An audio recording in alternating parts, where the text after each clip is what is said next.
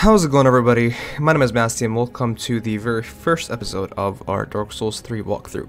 So, in the previous series we managed to clear out the entirety, or finish rather, Bloodborne. It got a little bit messy at the end, but we managed to do it anyway. But here now we have Dark Souls 3, and as I say this at the beginning of every single one of my new series, this is of course a breath of fresh air. Dark Souls 3 is honestly one of the, honestly it's an awesome game, I love it. It's the game that I finished the most, I would say. And it's pretty fun, I would say. I said I would say a lot, but you can probably see why. You can probably see how my videos are not scripted. But anyway, Dark Souls 3 is, I would say, the longest, kind of. You could say not the base game, but the DLCs are pretty long. And hopefully we're going to be tackling everything in a proper and well-structured way. But with that, let's actually get to the character creation. So, I was kind of stuck between going with the which class I wanted to go for, and Mercenary and Knight are both good, especially Mercenary because they start with the Sellsword Windblades as they're famous for. The Sellsword Windblades are actually pretty strong, and they do a lot of damage in their boss killing weapons. But the thing is, I decided to start with the Knight because I just like to start with a straight sword early on, and then eventually get my own, you know, Sellsword Windblades much later. Not much later, but a little bit later in the game where I can just do my own build because I'm kind of interested in going for a longsword build. I don't know why. But yeah, that's the. I guess I'm the Knight class. It is. With the Burial Gift, I decided to go for the Young White Branch. The only reason for this is because the other gifts are kind of garbage, and this gift is the only one that actually comes into handy because a certain NPC that would attack you normally will not if you're using this. That's pretty cool. As always, my character is a female because I guess I'm a simp. You could say. No, but yeah, let's actually get on with the game. So, finalize creation. As always, there's the cinematic playing before the game actually starts, but I'm going to be skipping it since, you know, to save time, so we can actually get on with the video as fast as possible. This video is going to be, the first video is going to be longer than the other ones. I'm going to remove my helmet because I want to look cool, and let's get on with it. The straight swords are pretty good two-handed, I would say, but I like them one-handed. It's just what I like, it's just a matter of preference, I would say. So, yeah. We're gonna have to explain a couple of mechanics. As you can see, the mana bar or the focus points are actually back from Demon Souls under my health bar, the blue bar, and it's kind of an important thing because not only it comes into play when you're using using magic, of course, it also comes into play some in the new mechanic, which are called weapon arts. The weapon arts are well, they're weapon arts. You'll see what I mean. First things first, to explain this, we have Ashen Estus Flask. This is an Estus Flask that regenerates your mana or focus points, as you want, whatever you want to call it.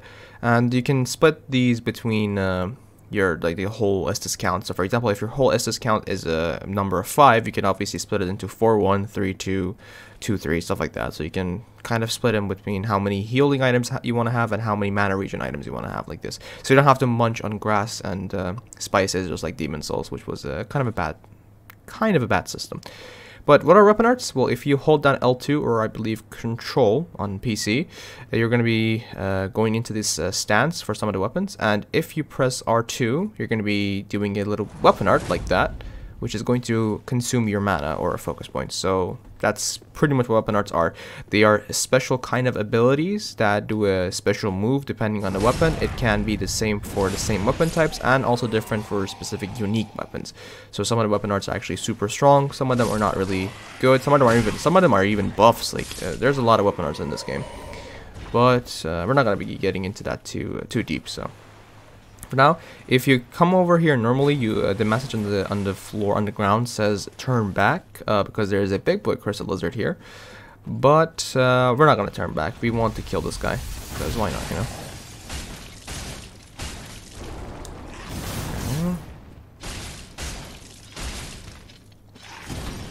Nice. The Sellsword Twinblades do a lot more damage than this, but the only reason I wanted to start with a longsword is just because I feel much more comfortable with a longsword as a kind of a starting weapon. I don't know why, it's just what I feel comfortable with. But we will go for the twin blades later on, don't worry. We're gonna be using the wind blades. Nice. Oh, that hit me? Okay. I mean, it's almost dead anyway. Oh, there we go. Really? There we go. Thank you very much. So we get the Titanite skill from these guys, and Titanite skills are like Demon Titanites or like the Petrified Dragon Bones. You use them to upgrade your boss weapons. Pretty simple. Not that big a deal. But these guys are just like a grown-up, buffed-up version of the crystal lizards, I guess, kind of. I don't think so. I don't think they are. They look very, very different, but they kind of have the same premise. Although these guys don't run away from you and actually fight you like a Chad. There we go. Kill this guy. And move on to the next part. I just like the knight class more, simply. I just like it more than the sellsword or the mercenary class. The sellswords are super good, but they are no straight swords. Straight swords are pretty fun in this game. I think they are the dominant PvP weapon as well, so just because of how spammable they are. There we go. Go over here to kill these guys.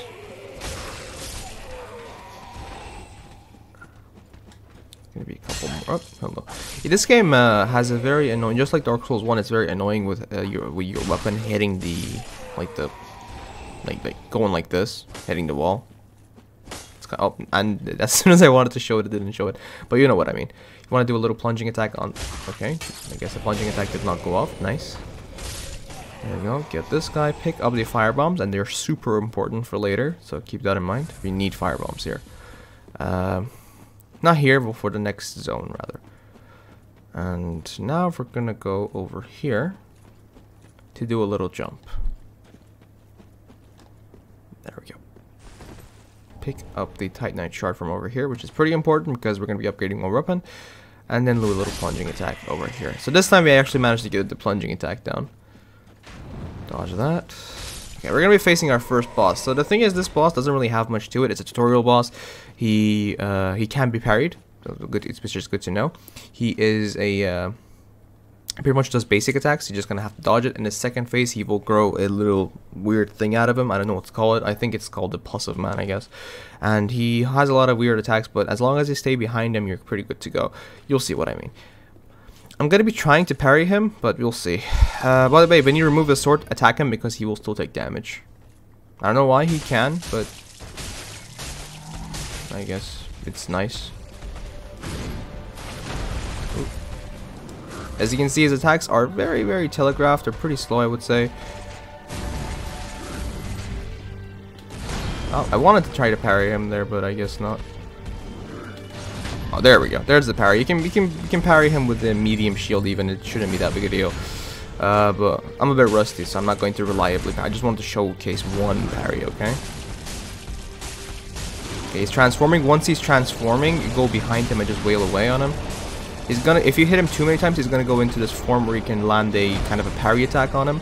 Not a parry attack, but a critical attack. But I recommend just keep hitting him because he does just take a lot of damage like this. It makes a thunk noise like boom, boom, and that's when that means they're taking critical extra damage. So pretty cool. We get the coiled sword, and I'm also going to be using a this. So as you can see, when we killed the boss, we got the Ember restored prompt. So this is kind of like humanity in this game to an extent, like being human and being hollowed. Once you kill a boss, or once you use an item called an Ember, you get you turn into, well, you get embered. You have these flames going on around you, and you get extra health. And not only that, it opens you up to PvP and co-op. So keep that in mind. That's again, as I said, it's kind of like being hollowed, or human, just like Dark Souls 1, but unlike in Dark Souls 1, it actually has a reason for you to use it, you know? In Dark Souls 1, we don't really feel a difference. Here, we actually do. We have extra health. It's pretty good. So, pick up the Homeward Bone. And we're going to be moving on to the Filing Shrine, but before that, we have a couple of things to do. You'll see what I mean.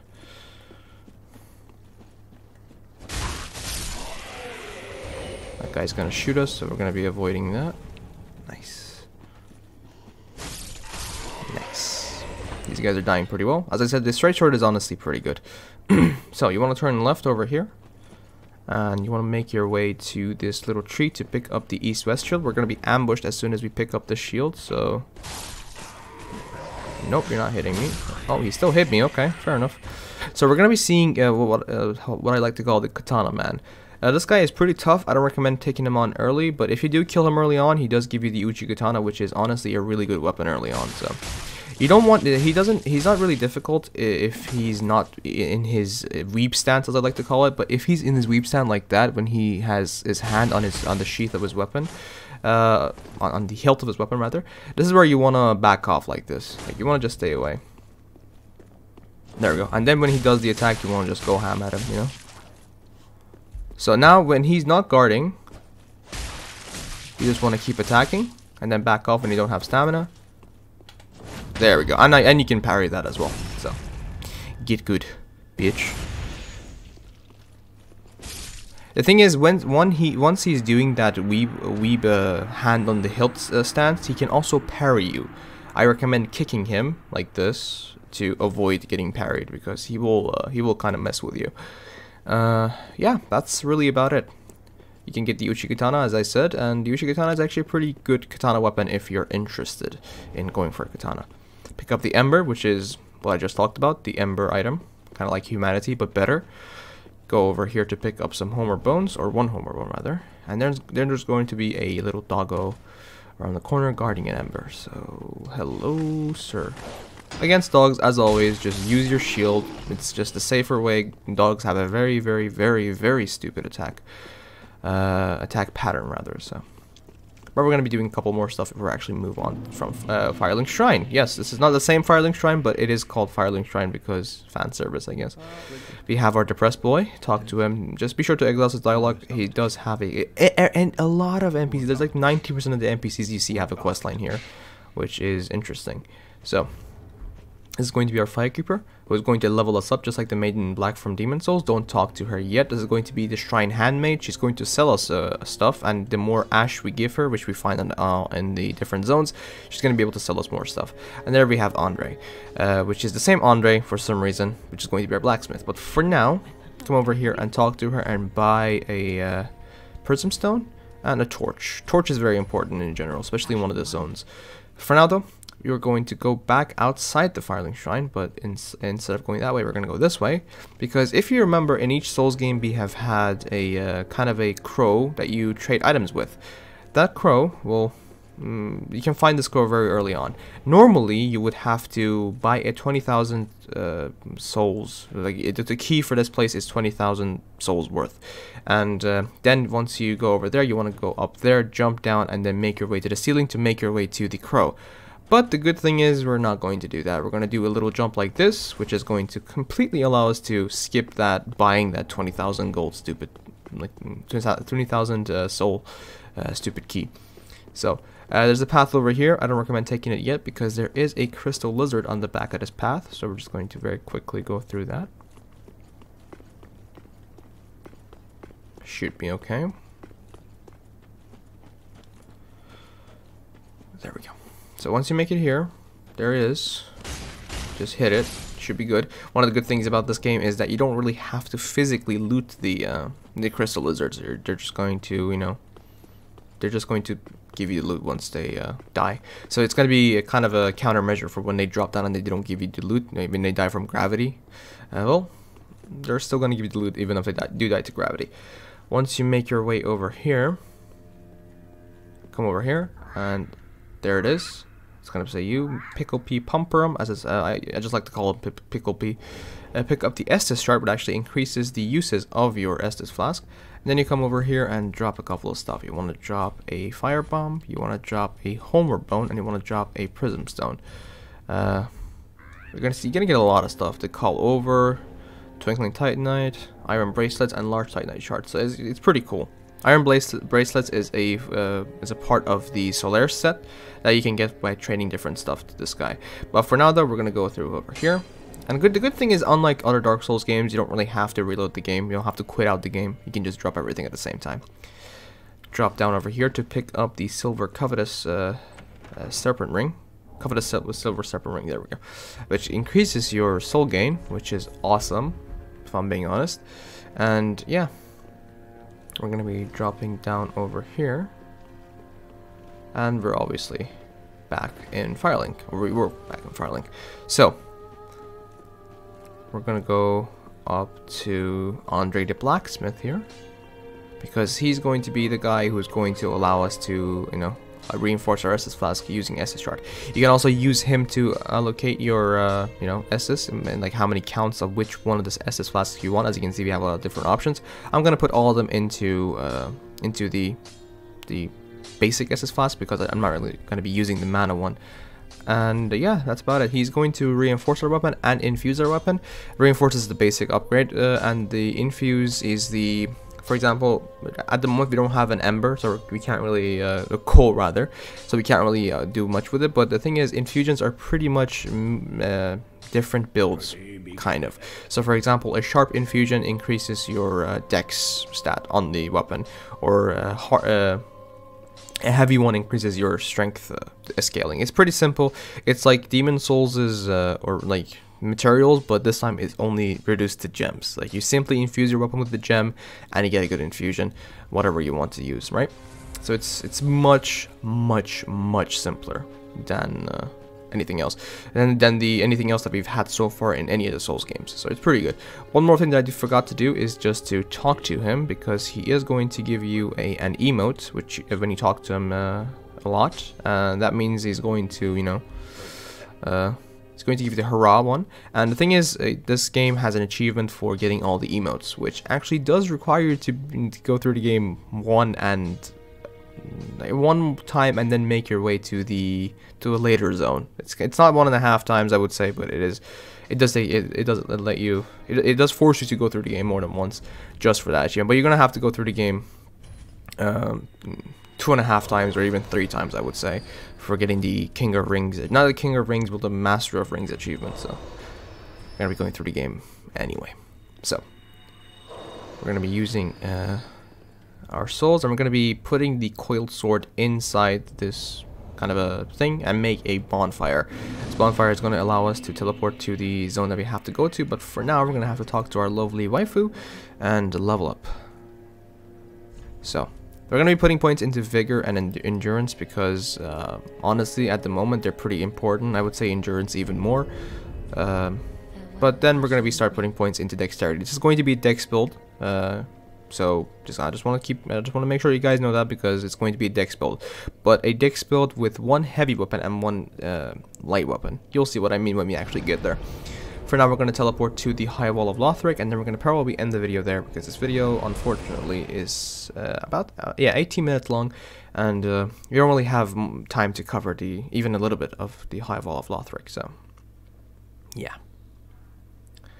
make your way over here, and we're going to make it to one of the cooler zones. I really like the aesthetics of this zone. It's pretty dark, obviously, like it's the theme and everything is very dead, but we made it to the High Wall of Lothric. So with that, you're going to be coming over here to activate this bonfire, and it's going to be this is going to mark the end of our video here. So I hope that you guys enjoyed the video so far, and if you did, be sure to leave a like, don't you dare go hollow, and I'll see you guys in the next one. Peace.